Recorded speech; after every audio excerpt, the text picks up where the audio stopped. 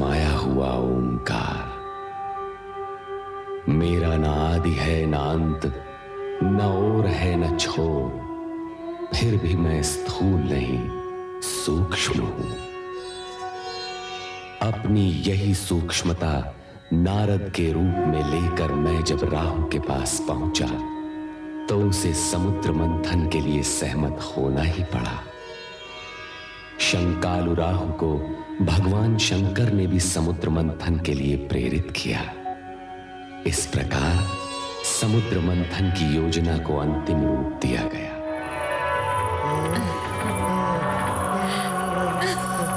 ये अप्सरा है या कौन है? ये स्वर्ग से आई है या समुद्र से?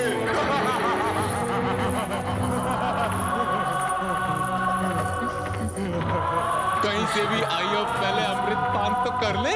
अरे अमृत पान तो बाद में करेंगे, पहले इसके रूप का बजरा पान तो कर ले। रूप की रानी रूपमती, तुम कौन हो? कहाँ से आई हो? मैं कौन हूँ और कहाँ से आई हूँ? इन व्यर्थ के प्रश्नों में क्यों अपना समय नष्ट करते हो? सत्पुरुषों, केवल इतना जानो कि मैं तुम्हारी हूँ और तुम्हारे लिए आई हूँ। तुम्हारे लिए आई हूँ। के महल की महारानी, ये तो बताओ यार किस लिए आई हो? तुम सभी को अमृत पान करवाने, अमृत पान करवाने के पश्चात तुम्हें सौंदर्य पान करवाऊंगी।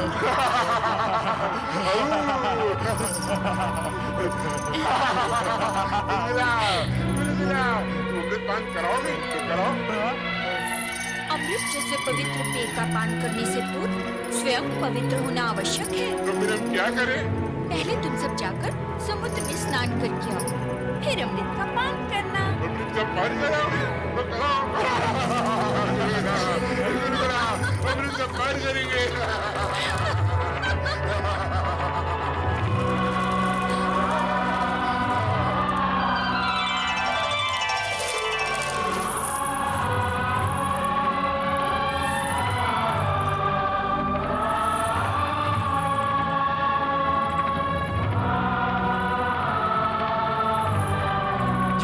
राक्षस है। हाँ, राक्षस है। हाँ, राक्षस है, राक्षस।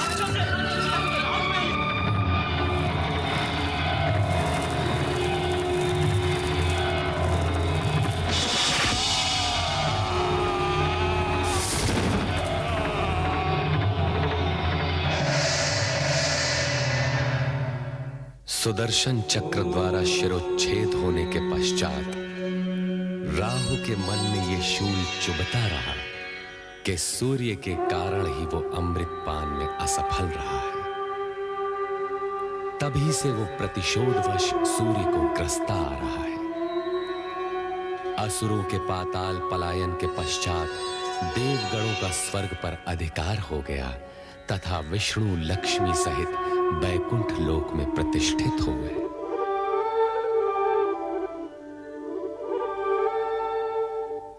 हे जगदीश्वर श्री हरि, आपको पति के रूप में पाकर मैं धन्य हो गई। अब मेरे लिए क्या आज्ञा है स्वामी? हे महालक्ष्मी, तुम्हें समीप पाकर हम पूर्ण हुए। लक्ष्मी और नारायण को एक साथ देखने के लिए हमारे सारे भक्त लालायित हैं। मैं भी तो समुद्र के जल से आपके चरणों में आने की प्रतीक्षा कर रही थी स्वामी। इतने लंबे समय तक मुझे अपने से दूर क्यों रखा भला? हे महालक्ष्मी, हर कार्य पूर्व निर्धारित समय पर ही होता है। भगवान शिव की इच्छा अनुसार समुद्र मंथन जब होना था तब ही हुआ और हमें तुम प्राप्त हुई। नारायण नारायण। वैकुंठ में लक्ष्मी नारायण के प्रथम दर्शन करके आंखें धन्य हो गई। प्रणाम जगदीश्वर। प्रणाम माते। ये सृजनकर्ता ब्रह्मा जी के मानस पुत्र नारद है महादेवी, जो सारी सृष्टि में भ्रमण करते हुए भगवत भक्ति का प्रचार करते हैं। और अब मैं लक्ष्मी नारायण की भक्ति का प्रचार करूंगा। माता लक्ष्मी, आप तो धन वैभव की देवी हैं। आपके भक्तगण आपकी आराधना के बिना धन धान्य और वैभव कैसे प्राप्त कर सकते हैं? नारद जी, हमारी इतनी प्रशंसा न कीजिए, कहीं हमें अभिमान हो गया तो। नारायण नारायण, जो स्वयं भगवान श्री हरि के चरणों में विराजमान हो, उसे तो अभिमान छू भी नहीं सकता माते। महादेवी, कितने चतुर हैं हमारे परम भक्त देव ऋषि। आपको अभिमान न हो, इसका प्रबंध इन्होंने अभी से ही कर दिया। ऐसा कहकर आप मुझे लज्जित न कीजिए प्रभु। मैं तो माता लक्ष्मी के चरणों की रज के समान हूँ। धन्य हो नारद। अब यह बताओ, तुम्हारे आने का प्रयोजन क्या है? प्रभु, आप मुझे प्रयोजन पूछकर लज्जित न कीजिए। माता लक्ष्मी समुद्र मंथन के बाद प्रथम वैकुंठ पधारी हैं। आप दोनों के एक साथ दर्शन करने हेतु चला आया। नारद, आपको तो ज्ञात है कि हमसे किसी की भी मन की बात छुपी नहीं रहती। आप महालक्ष्मी के दर्शन के साथ साथ एक और भी प्रयोजन लेकर आए हैं। जब आपको सब कुछ ज्ञात है, तो आप स्वयं ही बता दीजिए ना। कभी कभी मैं अपने मन की बात भी नहीं समझ पाता। नारायण नारायण। ओम नमः शिवाय। भगवान शिव ने समुद्र मंथन से निकले विष का पान करके सृष्टि को नष्ट होने से बचा लिया। इसके लिए हमें उनका धन्यवाद व्यक्त करना है। क्यों देव ऋषि? आप सत्य कह रहे हैं प्रभु। मैं अभी ब्रह्मलोक से चला आ रहा हूँ। परमपिता ब्रह्मदेव ने भी मुझसे यही कहा। उन्होंने ये भी कहा कि देवराज इंद्र सहित सभी देवता भगवान शिव शंकर के प्रति अपना आभार व्यक्त करने के लिए कैलाश की ओर प्रस्थान कर रहे हैं। तब तो हमें भी वहाँ प्रस्थान करना होगा। कैलाश में भगवान शिव तथा माता सती के दर्शन भी हो जाएंगे। यह तो अति उत्तम विचार है देवी। अब आप मेरे यहाँ आने का प्रयोजन समझ गए प्रभु। नारायण नारायण। सच पूछिए तो मैं आप दोनों को यहाँ से कैलाश ले जाने आया हूँ, परमपिता ब्रह्मदेव की आज्ञा से। आप तो सचमुच चतुर हैं नारद जी। प्रभु आपसे भली भांति परिचित हैं। तो चलो कैलाश चलते हैं। ओम नमः शिवाय, ओम नमः शिवाय, ओम नमः शिवाय, ओम नमः शिवाय, ओम नमः शिवाय, ओम नमः शिवाय, ओम नमः शिवाय, ओम नमः शिवाय, ओम नमः शिवाय, ओम नमः शिवाय, ओम नमः शिवाय, ओम नमः शिवाय, ओम नमः शिवाय, ओम नमः शिवाय, ओम नमः शिवाय, ओम नमः शिवाय, ओम नमः शिवाय। त्रिलोकीनाथ भगवान शिव शंकर की जय।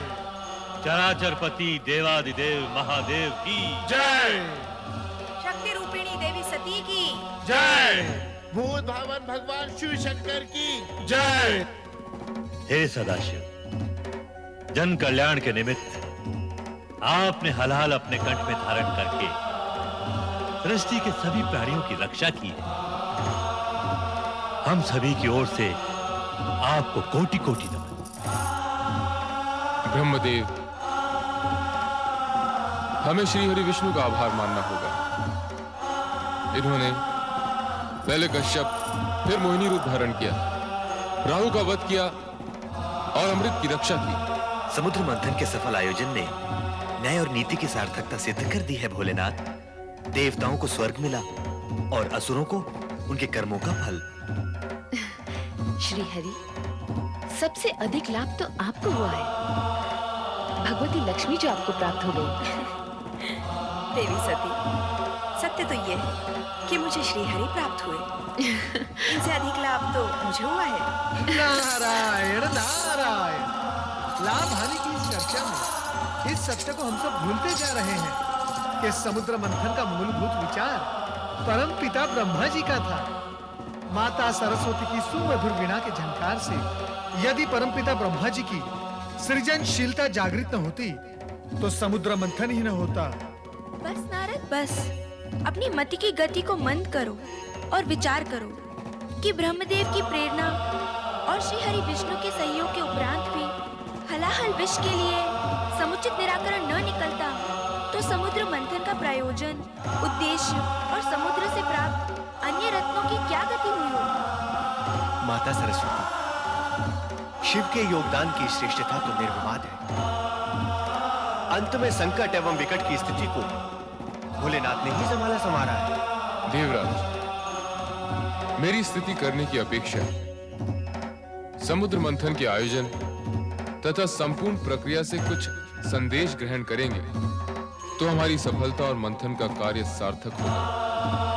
अर्थात सद्गुण सुफल देते हैं और तमोगुण कुफल। असुरों ने शक्ति, सुविधा और साधन संपन्न होते हुए भी पराजय का मुंह देखा तथा देवगण विजयी हुए। भविष्य में सचेत व सावधान रहने की आवश्यकता है देवराज। स्वामी, आपके अंतिम शब्दों से तो ऐसा लगता है जैसे आप सबको विदा करने की इच्छुक हैं। किंतु मैंने ना तो भगवती लक्ष्मी को दृष्टि भरकर देखा है और ना ही देवी सरस्वती से कुछ चर्चा की है। नारायण नारायण। चर्चा? जब दो देवियां चर्चा करती हैं तो धरती में कंपन होने लगता है। यहाँ तो तीन देवियां चर्चा करेंगी। नारायण नारायण। नारद, माता, अपनी वाणी पर विराम लगाओ। माता, यदि मैं अपनी वाणी पर विराम लगा दूंगा तो श्री हरि का जाप कैसे करूंगा? नारायण नारायण। देवर्षि, अब केवल नारायण के जाप से कार्य पूर्ण नहीं होगा, अब तो नारायणी का जाप भी करना होगा। नारायणी तो नारायण में समाई हुई है माता। क्यों माता लक्ष्मी, सत्य है ना? समुद्र मंथन की सफलता के लिए भगवान शंकर का आभार व्यक्त करने के लिए सभी देवगण कैलाश पर उपस्थित हुए। नीलकंठ भगवान शिव के हर कार्य में जगत का कल्याण ही निहित होता है और सृष्टिकर्ता के जगत में दक्ष प्रजापति की 27 कन्याएं अपने हित के निहित पूजा अर्चना पश्चात महल में प्रवेश करती हैं। बहुत आनंद आया।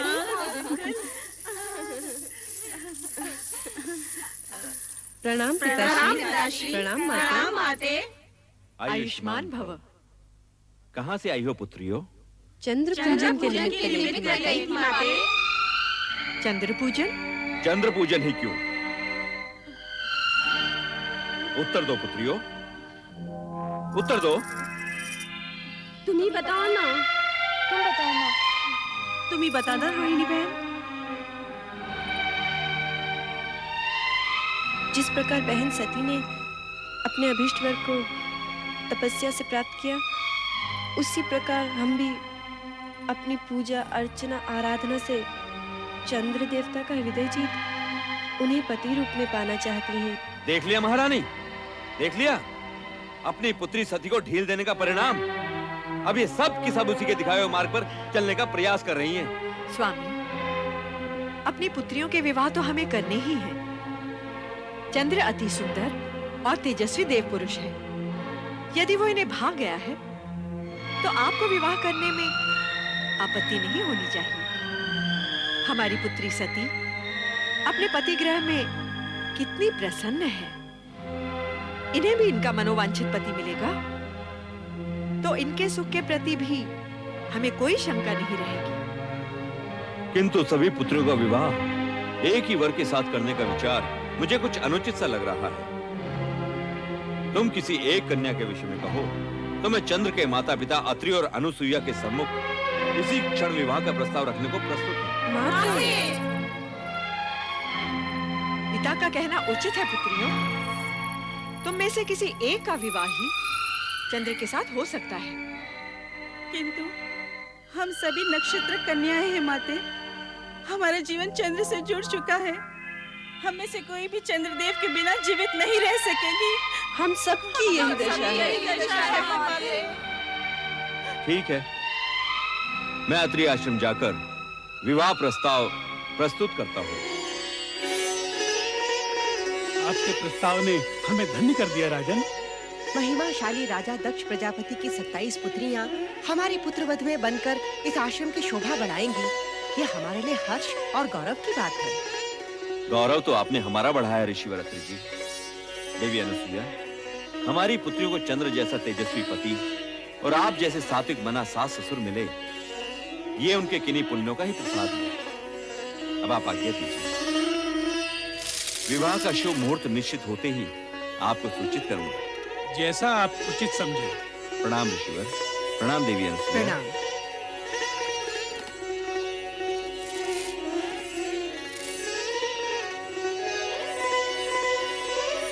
27 नक्षत्र कन्याओं के आगमन से यह आश्रम जगमगा उठेगा। आश्रम ही नहीं, आकाश से स्थित चंद्र महल भी। किंतु क्या स्वामी? मैं सोच रहा था, हमारे पुत्र चंद्र का चित्त अति चंचल है। क्या वो 27 पत्नियों के प्रति अपना पति धर्म एक रूपता से निभा पाएगा? विवाह के बाद का चिंतन ना करें स्वामी। चिंता करने से होगा भी क्या? क्योंकि इन नक्षत्र कन्याओं का चंद्र से विवाह होना विधि का विधान है और हम इसे हर्ष पूर्वक स्वीकृति दे चुके हैं।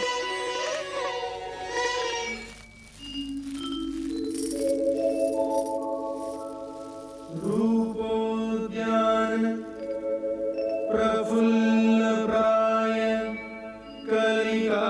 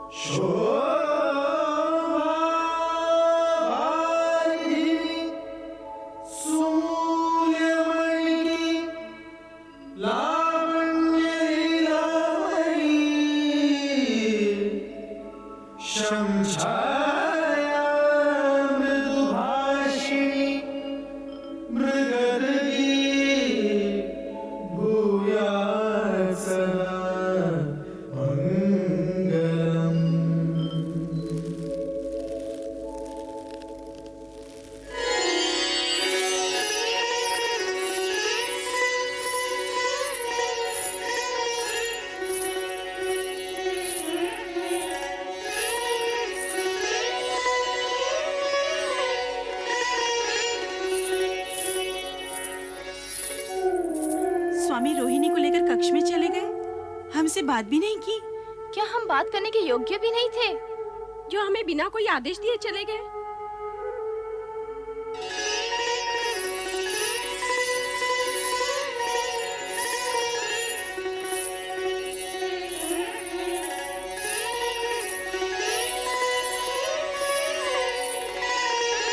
ये क्या प्रिय? मिलन की इस बेला में जब चंद्र रोहिणी को अपने शीर्ष पर सजाने का इच्छुक है, तो रोहिणी उससे छिटक रही है। क्या हम तुम्हें प्रिय नहीं? आप जैसे सुदर्शन पति को पाने के पश्चात भला कौन पत्नी ये कहेगी? किंतु आपका प्रेम ग्रहण करते हुए मेरे मन में ऐसे भाव आ रहे हैं जैसे मैं अपनी बहनों का प्रेम अंश उनसे छीन रही हूँ। प्रिय, पत्नी होना एक धर्म है, प्रेमिका एक भाव। तुम्हारी बहनें मेरी पत्नी अवश्य हैं, परंतु मैं प्रेम केवल तुम ही से करता हूं। ये रात्रि की बेला बातों में व्यर्थ गंवाने के लिए नहीं है प्रिय। चलो विहार करें। अभी आपने कहा कि पत्नी होना एक धर्म है, इसी प्रकार पति होना भी एक धर्म है। और ये धर्म कहता है कि अपने प्रेम को सभी पत्नियों में समान रूप से वितरित किया जाए। किंतु आपने मेरी अन्य बहनों को प्रेम पिपासा में छोड़कर उचित नहीं किया। उनकी दशा उस चकोरी के समान हो गई है जो चंद्र के लिए हमेशा तड़पती रहती है। ऐसा प्रतीत होता है कि हम सबसे अधिक प्रेम स्वामी रोहिणी को ही करते हैं। विवाह 27 दक्ष पुत्रियों के साथ और प्रेम केवल एक के साथ, ये तो सर्वथा अन्याय है। हाँ, अन्याय है। ये अन्याय असहनीय है, दुखदायी है। क्या हमारा जीवन पति प्रेम पाने के लिए इसी प्रकार तड़पता रहेगा? नहीं, पति प्रेम पाने के लिए हमें कोई न कोई उपाय करना ही होगा, प्रयत्न करना ही होगा कि हम स्वामी के प्रेम पात्र बने, प्रेम पात्र अवश्य बने। तभी से तुम्हें प्राप्त करने की कामना में दग्ध हो रहा हूँ। जब तुम्हें प्रथम बार देखा था और अब जब हम मिलन के इतने निकट हैं, तो तुम तर्क पर तर्क किए जा रही हो। मैंने तो केवल इतना कहा कि पति रूप में अपनी अन्य पत्नियों की उपेक्षा करना आपका धर्म नहीं है। प्रेम धर्म कर्म जात पात रीति नीति कुछ नहीं जानता। प्रेम की परिभाषा तो सबसे निराली होती है, और यदि तुम इस परिभाषा का अर्थ जान जाओगी तो स्वयं कच्चे धागे की तरह मेरे पीछे पीछे खिंची चली आओगी।